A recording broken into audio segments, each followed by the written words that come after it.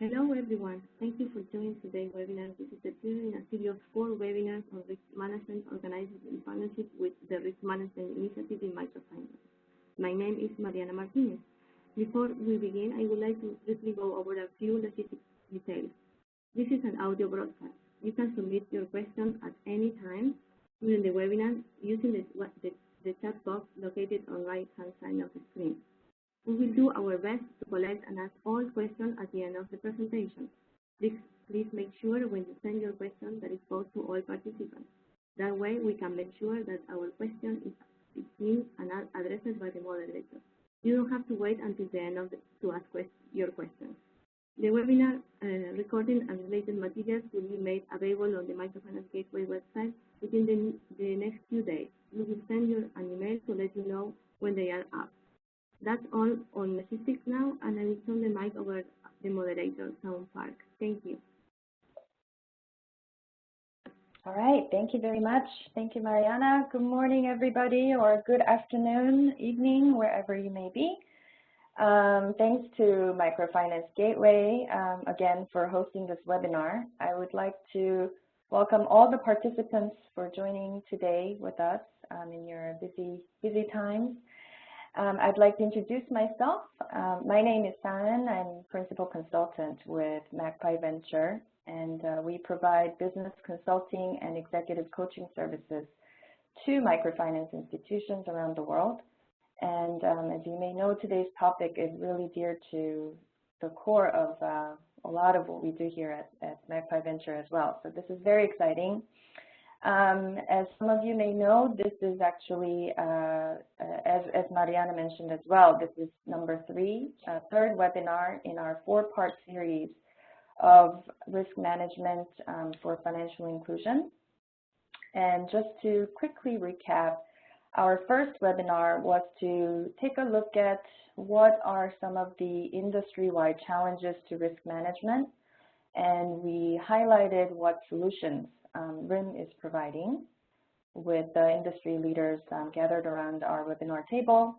And the second webinar, we went over RIM's practical methodology and toolkit to really support financial service providers in developing a standardized risk management system. And this was geared towards technical assistance providers such as consulting firms and consultants who work closely with FSPs. So if you missed those, please go to the webpage there are video recordings and slides and other really useful resources that are available to you on the website there. You can download them. So today, we may still have consultants and technical assistance providers joining us for our webinar, but mostly our conversation we are having today with executives and board members of financial service providers who are really at the front lines of financial inclusion. So the topic that we're bringing here is integrating risk management into business strategy, tools for microfinance institutions. We're going to be talking about why do we need to do this and how might we do this and what are some of the experiences that we can hear from the field. And to me, I think this topic is so important as risk management is really a strategic decision as there are clearly cost implications and short-term, long-term investment implications. If it's done well, it should really guide your strategic decision and has growth implications, who you will reach and how you'll reach them, all these things, and they are weaved into your business strategy, right? And I've been working with RIM's methodology myself because this methodology really gets that. It really runs through the process of not only a technical exercise, but takes you through a practical and a very necessary strategic conversation from the very beginning of the process, as you'll see with board members and executives like yourselves. So let me introduce our speakers today. I'm sure by now many of you know who Kevin Bryant is. He is the director of RIM, really the leader who's brought the discussion around risk management in this financial inclusion space, and he has many years of experience in a variety of capacity in financial inclusion. Most notably, he's been serving at the Actions Africa Board Fellowship Program. Also, as a risk management expert, he's also served as the Director of Advisory Services with MFIs Solutions,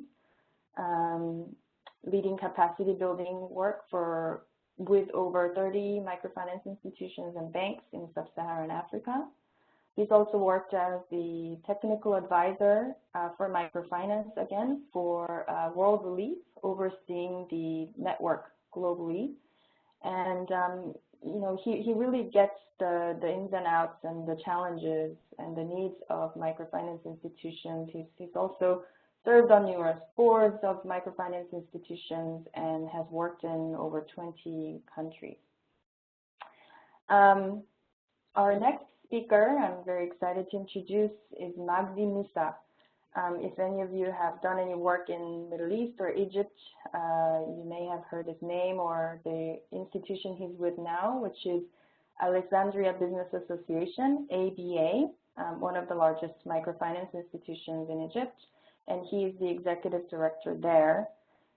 He has nearly over 30 years of experience in financial inclusion, broadly in economic development of Egypt and Middle East region. He worked as a regional and global advisor for many of the multilateral and bilateral agencies that we know of, such as World Bank, UNDP, IFAD, USAID, and Africa Development Bank, and so on and so forth. He's worked with Planet Finance in the Middle East and Near East Foundation as well in the Eastern Mediterranean region. So, and just to quickly add, I met Magdi in my past profession when I worked with MIDA in 2013, and it was right after it was definitely after Arab Springs, and I was doing a lot of travels to Egypt and Yemen, responding to the financial institutions' need and desire to revamp its risk management systems. And so met Magdi and had very, very impressive conversations about Middle East and really what it looks like when there is this overwhelming sense of uncertainties in your society. And I remember even talking about potential standardization of some kind of an approach to risk management. So this is just so exciting to have Magdi with us today. Just very quickly, the format of our webinar today is going to be, we'll hear from Kevin and Magdi, as Kevin will share RIM's viewpoints on our topic today. And then I'll be taking a moment to ask some questions to Magdi to hear from the perspective of a microfinance institution and, of course, from the region. I do want to remind all of you, as Mariana also mentioned as well, please submit your questions to your comment box in the chat box on the bottom right corner, and ensure that when you're doing that, the questions are going to all participants so everybody can see it, and please send them all throughout our presentation, and I'll be leading us into a Q&A session at the end of it. So without further ado, I'd like to hand over to Kevin now. Thanks, Soon, and good morning, good afternoon, and good evening to you wherever you are. As Soon had mentioned, my name is Kevin Fried. I'm the Director of the Risk Management Initiative in Microfinance, and happy to be here for webinar 3 out of our 4-part series. And I think that if we look back to the title of the session, Integrating Risk Management and Strategy, and we'll get into the second part of this, the tools for financial institutions later on. But I wanted to just take a step back and ask ourselves the question, just why Why is this so important? Why is integrating risk management into our business strategy? And if I were to expand on that, I would say integrating the sort of the improvement of our risk management within our business strategy. Why is this so important? And I think for those of us who are on the webinar today, many of us are board members or practitioners within financial institutions, and that's really kind of what we're focusing on today. But to answer this question, I think fundamentally, if you look at the responsibility of the board within a financial institution as it pertains to risk management, one of the main responsibilities there is to ensure that the risk management framework that's in place is really reflectant of the stage of the life cycle of our business that we're in, that it meets or is adequate for the size, scope, and sophistication of our business. And I think that the question then begs itself, like, how do we do that? Not all board members are risk management experts. How do we know what we need in place as we grow? And that's really sort of the focus of the work that we have been doing at RIM, and sort of some of the fundamental reasons why we developed our graduation model framework, which, if you were not on the first session that we had, it is available on the Microfinance Gateway website. And I think that Mariana can post a link to that in the chat box, just so we know where to find some of the recordings from those previous sessions. But that session really focused on our graduation model as a framework, why we developed it. But this is one of the fundamental reasons, is really to give board members and practitioners guidance in where their risk management framework should go as they grow. And in order to evaluate that, you need to have visibility on what that framework could look like, and also understand where your strategy is going and how these two intersect. Once we have done that, this really ends up promoting more, let's say, a balanced approach to developing or growing our organization. I think what I've seen a lot of is and I think maybe due to a number of factors, one being excess liquidity in the market over the last number of years, a lot of growth in institutions, but maybe some attention, maybe not the right amount of attention given to the question of how do we build out our risk management capabilities so they're in line with that. And what we're really pushing for is really this more of a proactive approach to doing this. And I think now, for the first time in the industry, we have a uniform framework that does provide us guidance to build out our framework. So that, I think, the second question of, well, how can we do this? We'll focus on that in a couple minutes. Okay, great. So I think one thing that stands out to me, Kevin, as you were saying about the proactive aspect of this as an approach to risk management, and it really is a guide that forces the institution to look forward to 3 years, 5 years from where they are now, and to guide a strategic conversation and a decision making. So before we move to the next slide, I would love to actually take a time to ask a question to Magdi. Magdi, if you could, perhaps this will be a moment of a bit of context and some question to you. What led IABA to pick up RIM's graduation model, and how did you incorporate development of risk management to your strategic planning process? Were you able to see any kind of shifts at the board level as a result? Hi guys. Hello guys, can you hear me? Can you hear me now? We can hear you well. Go ahead. Okay. Actually, thanks everybody, and good afternoon, good evening, good morning, depending on where you are. And thank you, Kevin, for the introduction. And thank you, Saun, for the introduction. I just see this question as two parts. One is what led ABA to pick up the RIMS graduation model, and the second part of the question is how did we incorporated the risk management graduation model into our strategic planning process.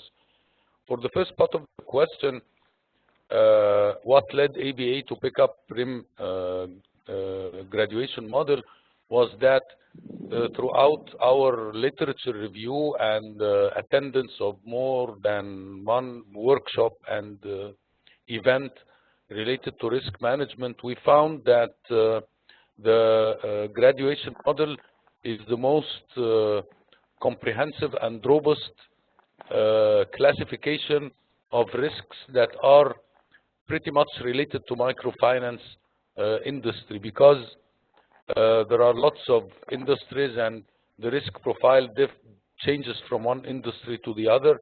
However, we wanted to look at a very specific framework that would guide us at least to know the solid classification of risks that microfinance institutions are facing on a daily basis.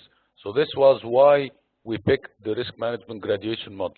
For the second part, and this is really important, because how did we incorporate the risk management into our strategic planning?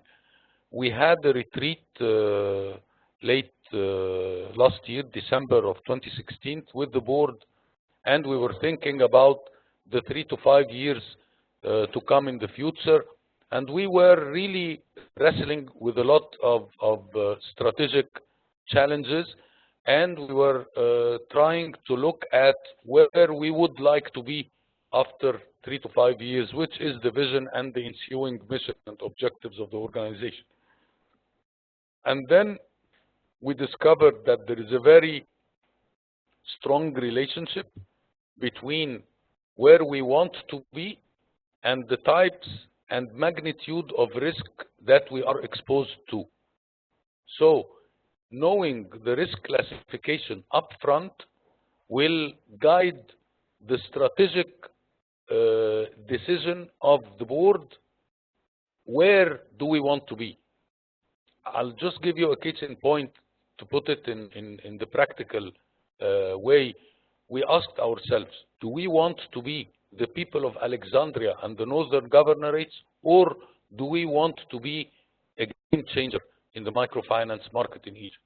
And then we said, no, we want to be a game changer. We want to be a market leader. We want to work across the country.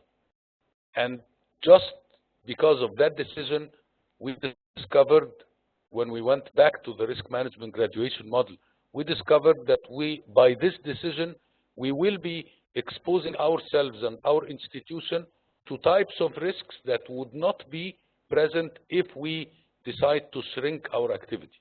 And this applies to both geographical expansion as well as sector-specific products and initiatives. And another major decision also was whether to work only on financial or to work on financial and non-financial services.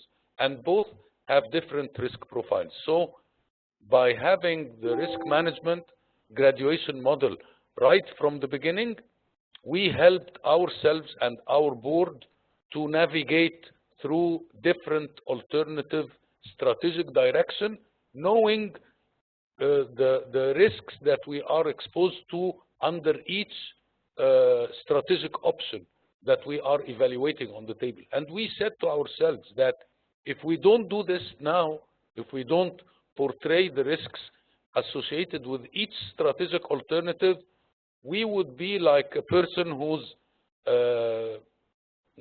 tying their eyes with a piece of cloth and jumping into the sea, so that they not only know the depth. They not only don't know the depth of the sea, but again, they don't know where are they going. So this was very important for us. I think I answered the question, unless you have a comment, Sound.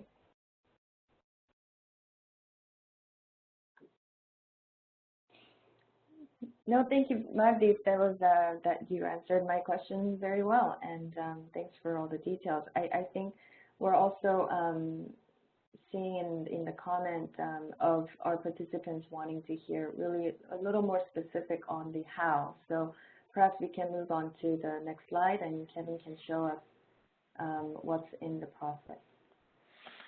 Yeah, and I think maybe leading into this, we'll get back to this question here of how can we incorporate this into our own process, which is really getting into that question that Sundar had on the chat box. And I think one thing to mention is we have formalized this process a lot over the last number of months, and that's what we're going to be talking about here. Magdi and his team have jumped into this very early on. I think are some of the sort of first movers in really digging into this sort of internal assessment process, and so I think a lot of kudos to you, Magdi, for being a first mover in taking the graduation model and using it as a tool for your board and strategic discussions. I think at the fundamental level, this integration of risk management into strategy, for those who maybe were on the second webinar of our series, we focused in on this institution assessment process, but from the lens of a service provider, so either what we call independent assessors. So whether it be a consulting firm or an independent consultant, these types of actors. What we've developed now is a process for institutions themselves, so those who maybe don't want to rely on an external party but want to take this on themselves. And I think that the point that I'd like to get out of this is really at the heart of it is that this internal institution assessment process is really a strategic process. I think if we take a look at this, the word assessment, well, I think often the connotations are, well, it's maybe we'll kind of just understand where we're at. And that is partially true, but what we've wanted to do is take that a step further within this process and say, okay, it's fine to know where we're at, where our risk management systems are at, vis-a-vis kind of a global standard. But I think what's more important for us is how we actually use that information. So what this institution assessment process allows an institution to do is to take the business strategy that we have, whether that's a 3 or 5 year strategy, and really develop a risk management improvement strategy alongside of that. And that's really culminated in what we call the institutional graduation path. So really giving guidance to the institution through this process that they conduct themselves to develop this graduation path to say, okay, this is the way and this is the timing in which we are going to build out these risk management capabilities. As you can see, it's really a 7-step process, and this is laid out within an assessment guide that I'll discuss shortly. But this 7-step process is really focused in around a couple different areas. One is sort of a technical assessment, which is basically step 2 to step 4 in this process, which and there's a lot of tools and resources that we'll talk about, which assist an institution and the graduation model champion internally to walk through a technical assessment of the institution. And like I said, more importantly, is really sort of the last 2 or 3 steps in the process, which is really the strategic conversation of now, given that we know where we're at, how do we build this out in the future? And this is really where what we really aim to do here is to really enable an institution to, number one, be aware and that's really sort of the step 1 to 4 in the process, be bought into, which also happens at this step in the process, but really throughout the entire process, really be bought into the direction of its risk management function, but then also more importantly, take ownership of that development. So how do we incorporate the findings that we have into our strategy, into our budget? How do we develop the skill sets essentially that we need to make that growth happen? And ultimately, I think knowledge is power, and what this assessment process and the strategic process aim to do is really to put the power in the hands of an institution to not necessarily have to rely on expensive third parties to kind of bring that technical know-how and process. Some of us are happy to take that on ourselves, and that's really what this process that we've developed does, and then also the tools and resources that we provide, which we'll go into later on, equip institutions to do that.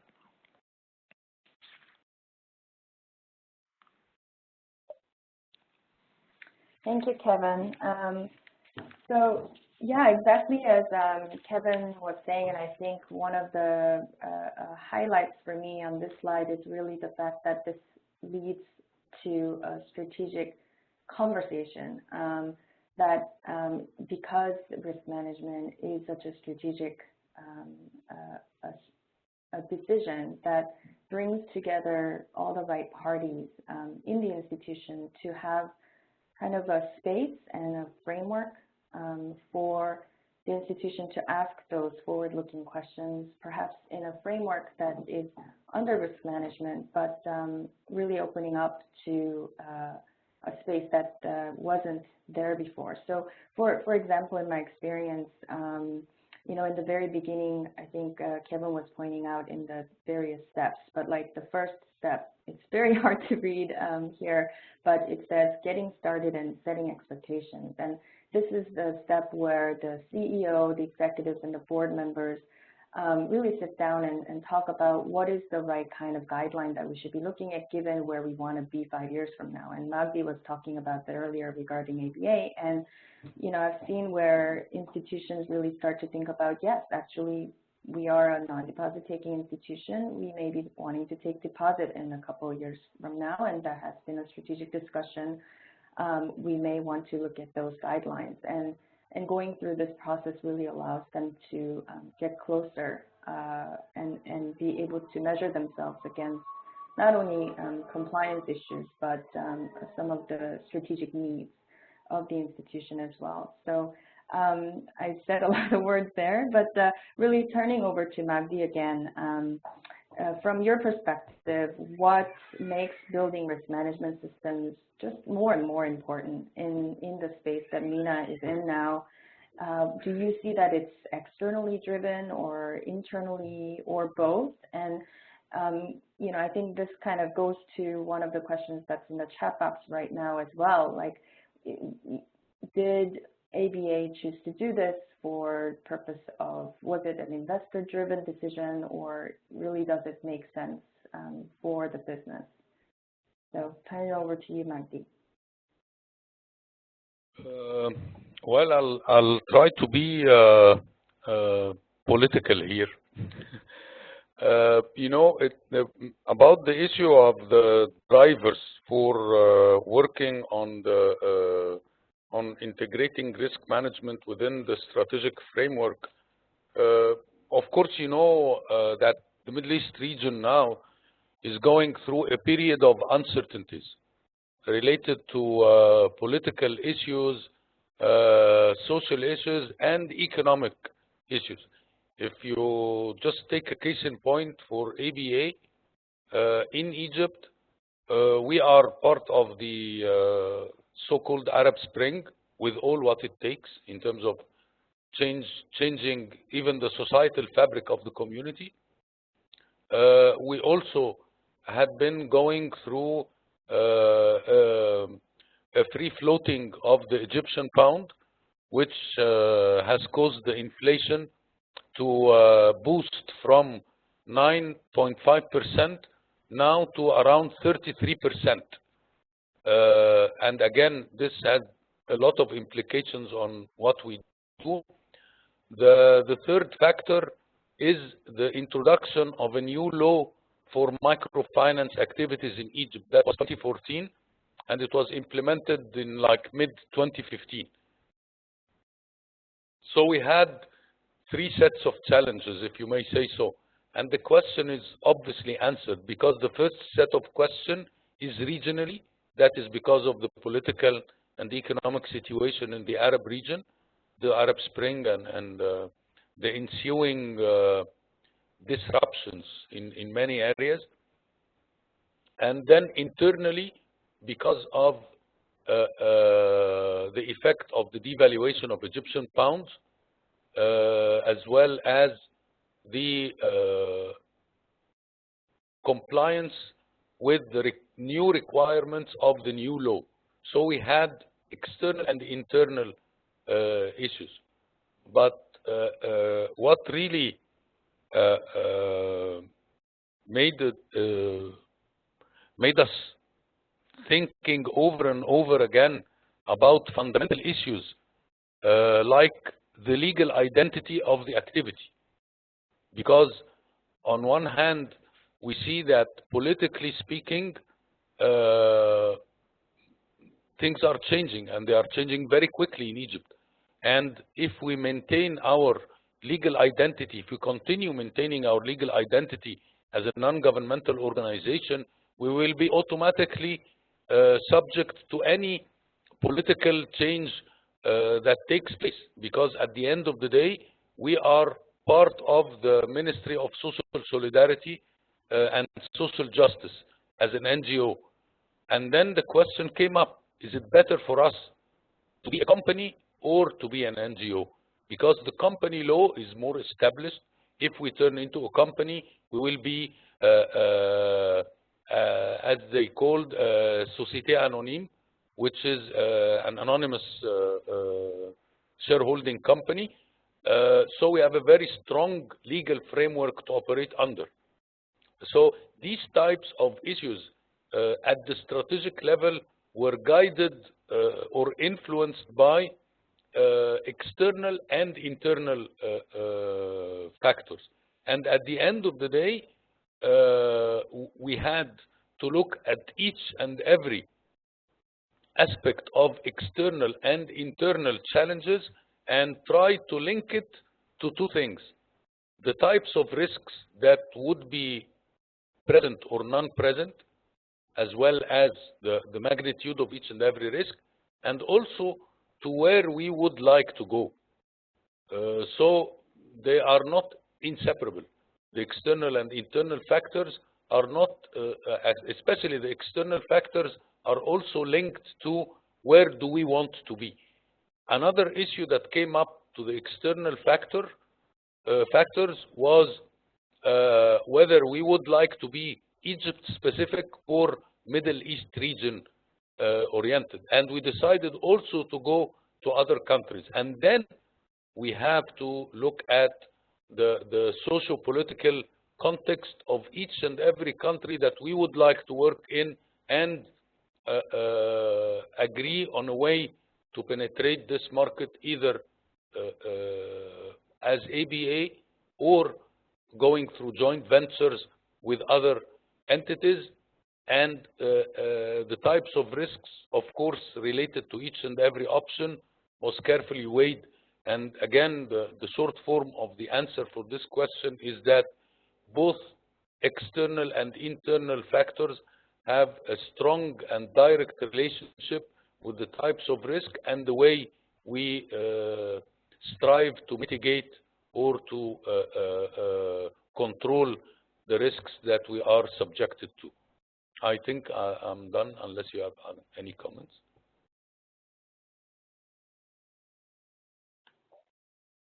I think we can move on to the next slide. Okay. Sure, thanks, Soon. I think the any institution who is looking at doing what Magdi has described strategically has to go through a process, and I think this process being part of at least the beginning of the process being asking ourselves the question, what sort of standard do I want to adhere to? And I think Magdi answered some of that in some of his previous comments about how they landed on RIM's graduation model. But some of the other standards that we may need to live up to are what regulators are telling us. And I think some of the feedback that we've received of our graduation model is that it actually provides more detail around certain risk management guidelines or requirements that we should have in place as an institution than the regulators did themselves. So we're taking that as positive feedback. But even kind of depending whether you're living up to your own standards, adopting the graduation model as a standard you'd like to live up to, or adhering to what, complying with what regulators are asking for, the process that this institutional assessment process essentially walks an institution through these steps of the process, both from identifying the framework you're going to adhere to, and in the case of ours, it's a tier-based framework where the risk management systems that you should have in place as you grow in complexity also grow in complexity. So, but then kind of working your way through this process of assessing yourself and strategizing and then actually building out those capabilities, this is essentially what we've worked into this assessment process that we'll describe shortly.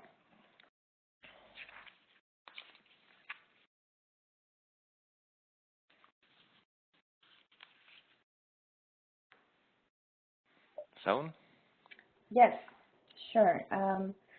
So what is interesting to me is basically that this is it's the same process, really, what we saw in our previous webinar, but that was a process that would be initiated by an outside party, like a consultant or technical assistance provider.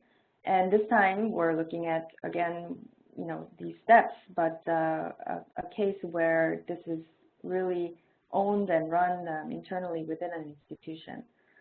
So my question for Magdi is, why did ABA choose to implement this process internally at ABA when you could have easily hired an external consultant?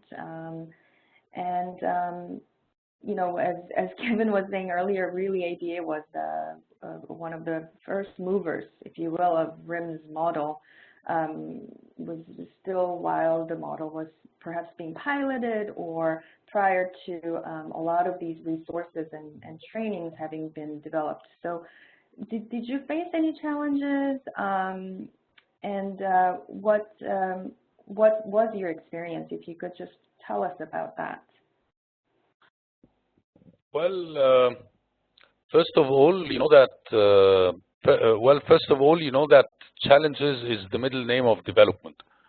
So we always have challenges, and we try to navigate and circumvent around or solve these challenges. And that's exactly what we did in terms of using the risk management graduation model. And maybe one of the very important points that I want to make here is the very special nature of risks and challenges, because especially when you talk about internal issues related to the organization, because some of the organizations or microfinance institutions may not like to share a lot of their problems right from the beginning when they start talking about risks, because when we started talking about the risk management graduation model, we discovered that we were more or less informed about the major types of risks. But when you look specifically at the at the category of the risk, and you try to look at the associated types of risks under this category, for instance, financial risks or operational risks, you will find that you have a lot of items that you should attend to. And maybe, I'm saying maybe, and this may change from an organization to another, maybe the board and the executive management would not like to expose themselves right from the beginning with all the problems that they have or all the risks that they are facing to an outside party. Not because that this outside party will not be handling the issues properly, but because there has to be a time where internally people sit together and say, guys, these are the problems that we have. These are the risks that we were not looking at earlier and we should look at again. And quite frankly, for matured institutions with boards that have a strong level of exposure and information base, here you may run into a problem, because the problem here starts when people think that they know what they should know, and then they wouldn't be willing to share their problems with others. So at the beginning, we started by putting everything on the table. And then, because we are a very old organization and we have a very strong network, and even like a couple of years ago, we have hired one of the big 6 CPA firms to help in developing a manual for the risk and a manual for the internal audit processes. So we had something to start with. However, we found, and I'm not really talking like apple polishing or anything, but we found that what we had from the CPA firm was far away from the requirements that we need as a microfinance institution, which we found everything that we needed in the risk management graduation model. So our job was basically to compare between both inputs, and then we discovered that the risk management graduation model is specifically tailored to the microfinance industry, and we took it from there. And we started building the whole risk management system around the risk management graduation model, using our own resources and the literature that we have created earlier in the process. So this was the specific feature related to ABA. And until now, the process is going very well, to the extent that we are now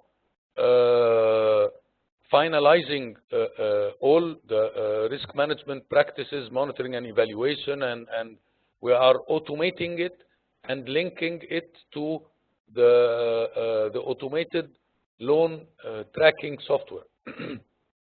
So all the indications, all the risk appetites, everything will be directly linked to the loan tracking system, and it will alert the risk owner, for instance, directly whenever the risk appetite is exceeded. I have finished, unless you have any comment. Thank you, Magdi. Yeah, what I'm hearing from you, Magdi, is just that it really is helpful to have those guidelines, like you said, you were comparing to the risk management graduation model that was provided to you. And I think really it's hundreds of guidelines depending on what size institution and tier level you are. But just walking through that process and knowing when to pull in who for what conversation, and how to turn this into really a strategic conversation, as we've been stressing, is a challenge. It's a real process. And so I'm seeing lots of questions coming in. One question that has come in from Agar, and probably in the minds of all of our listeners today, is just if there is any kind of, a guidebook or a guideline or tools and resources available to support an institution that wants to walk through this process internally. So Kevin, if you could tell us some more about what RIM has prepared on that front.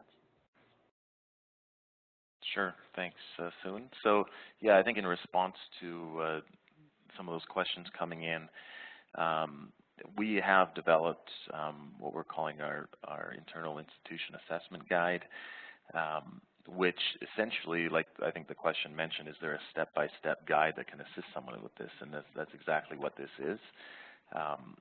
It comes with 21 practical tools for assessors to use, and I can go into some detail on what those are. This is a resource that is available to RIM members, and for those of you who do not know, RIM is a membership-based initiative. There's details and information related to that on our website, but there's also training available, and I'll discuss some of that shortly as well. But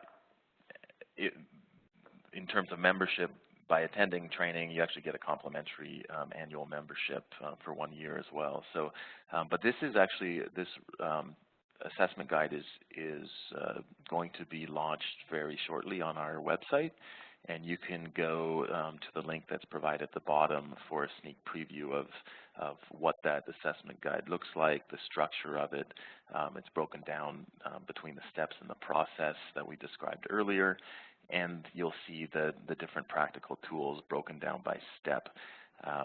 Once that is gone live and officially launched on our website, then for those of you who have access, which are RIM members, you'll be able to go on and download those tools directly from the website. So I'd encourage you to check out that page on our website. The link is there, is riminitiative.org/solutions/institution assessment guide internal assessors. So, and if it might be useful to post that link in the chat box, and which is there right now from South. So would encourage you to visit that and for sort of a deeper look, and keep your eyes open for the official launch of this guide as well.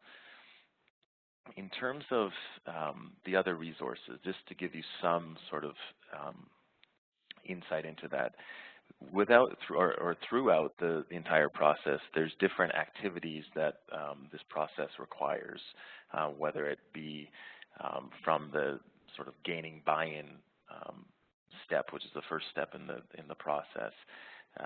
There's resources like presentation templates to then make a presentation to senior management, for example. There's a number of different exercise templates that the graduation model champion internally will be able to walk through, and the templates assist you in walking through the process. There's a number of different tools in there as well, user guides associated with those tools. The primary tool that assists this process is what we're calling the RIM Institution Assessment Tool, and this essentially facilitates an internal assessor to both do the technical assessment, so to compare your own risk management structures against the graduation model, but more importantly, which ends up saving a lot of time and effort, is the secondary feature of this tool, which is this strategic piece, which essentially allows the institution and helps the institution to develop this graduation path, so the strategic plan for risk management, essentially. One of the other resources, which is sort of foundational to this assessment process, is our graduation model encyclopedia, which is also previously known as our knowledge base. And what this does, if you go onto our website under the graduation model menu, you can actually navigate through our graduation model. Everything's up on our website, and each one of our guidelines will be a clickable link, and the encyclopedia is actually located within each of these clickable links. And what it is just a deep dive of information related to each guideline. So if our graduation model is asking you to have a credit risk policy that covers 20-odd points, the question is, okay, what do each of these guidelines actually mean? What is the model looking for? And that's really the detailed information that the graduation model encyclopedia will provide you. If you want access to this, we are granting a complimentary 30-day access.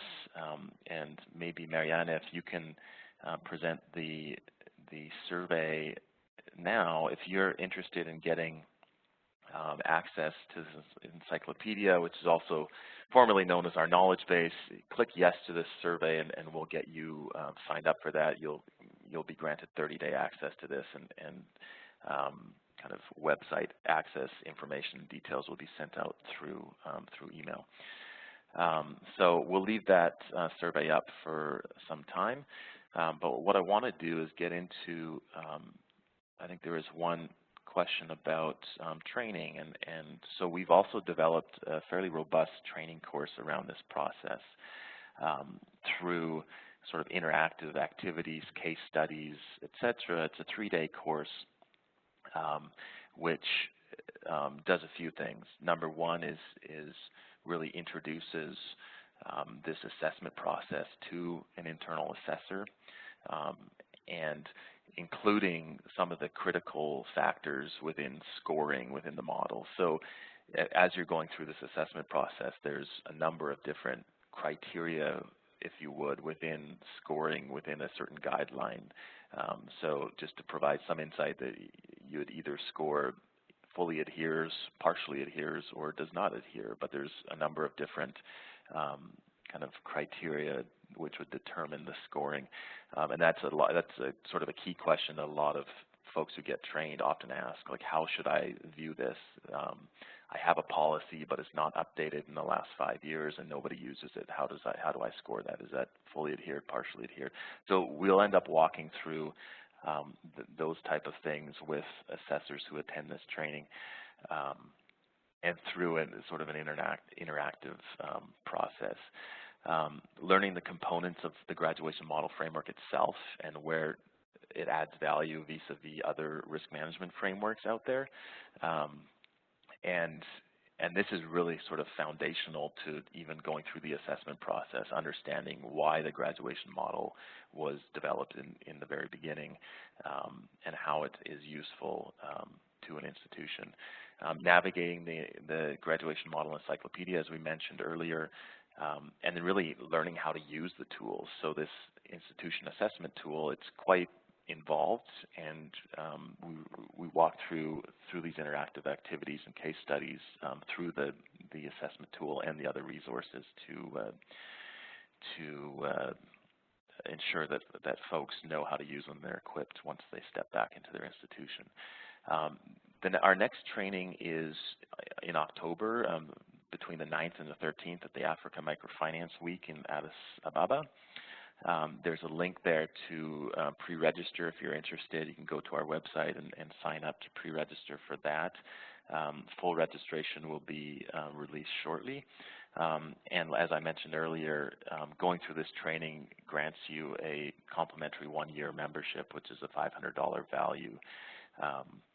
And also, I think the other point to mention is there are discounted entrance fees. If you attend this training, you get a discount to the Africa Microfinance Week as well.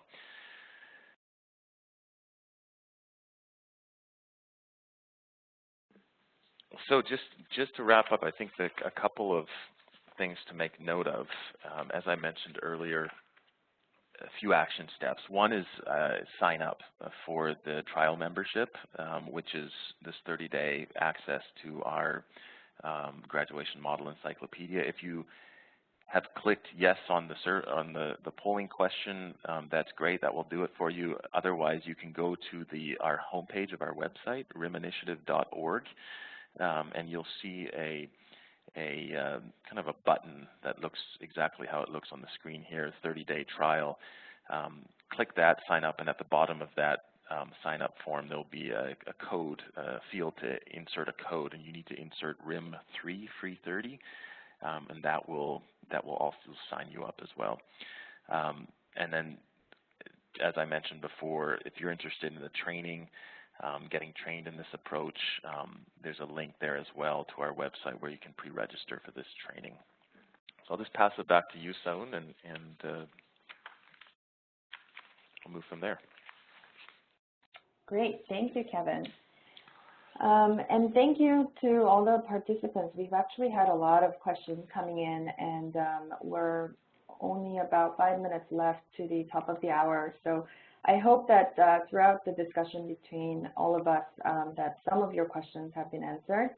I also noticed that there were some questions regarding just the role, probably where you are right now as perhaps a CEO of an institution, or for risk managers, and also just in terms of a lot of the challenges that you face as you are trying to implement and grow risk management systems in the institution. I think RIM's guidelines have been written while really understanding those challenges in terms of getting buy-in and resistance, and perhaps even lack of knowledge in some of the people who may make those strategic decisions in your institution. So hopefully you're able to find those in the 30-day free trial and in the resources that Kevin mentioned to you, as well as at the upcoming training. I think since we don't have that much time, perhaps I'd like to maybe take one question at this time.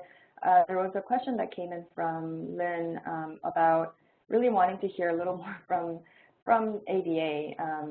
Magdi, how was ABA able to really, you talked about a lot about the process of bringing this to the attention of the board members, looking at some of the external and internal challenges that Egypt and the MENA region faces, and some of the risks that were identified through going through this graduation model exercise, and probably a lot of the investment decisions that you made in order to develop your capabilities. So how was ABA able to ensure that those have been executed now that it's been perhaps a year and a half since that happened? And do you think that it made clear business sense to do this?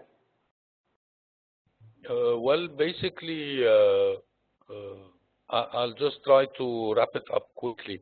We are talking about two issues here. The first issue is the identification of the risks and the risk mitigation function, and the second issue is the monitoring of the performance. So, of course, we took our time to think really about all the risks that we are exposed to, given the strategic direction that we have selected as a board and executive management. And this led us to decide on a new line of business. Actually, we have decided on two lines of businesses. One of them is to franchise our know-how and help other institutions to implement best practice microfinance. And the other line of business is the need probably to create a new joint venture between our institution and other financial institutions in order to cater for the needs of our clients. Because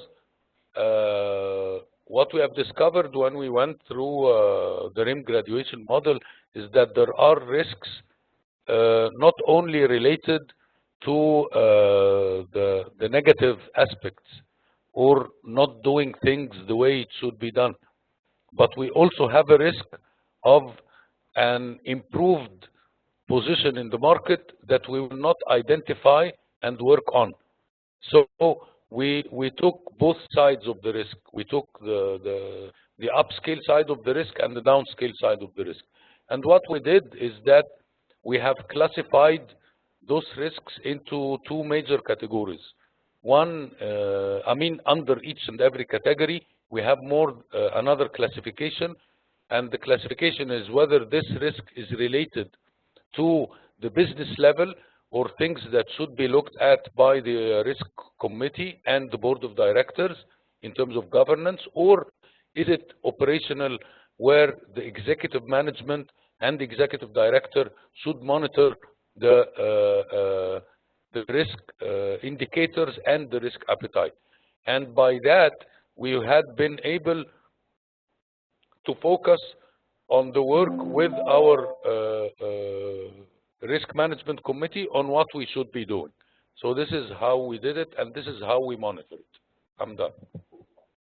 Excellent. Thank you, Magdi. And I really want to thank our speakers today, Kevin and Magdi, for your time and all your insights and sharing your experience with us.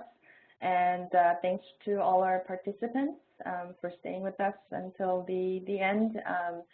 I'm sorry we weren't able to address all the questions today, but I hope that you'll find the resources that are available there to address some questions. And also, I think Mariana will tell us about how to continue this conversation. So handing over to Mariana now.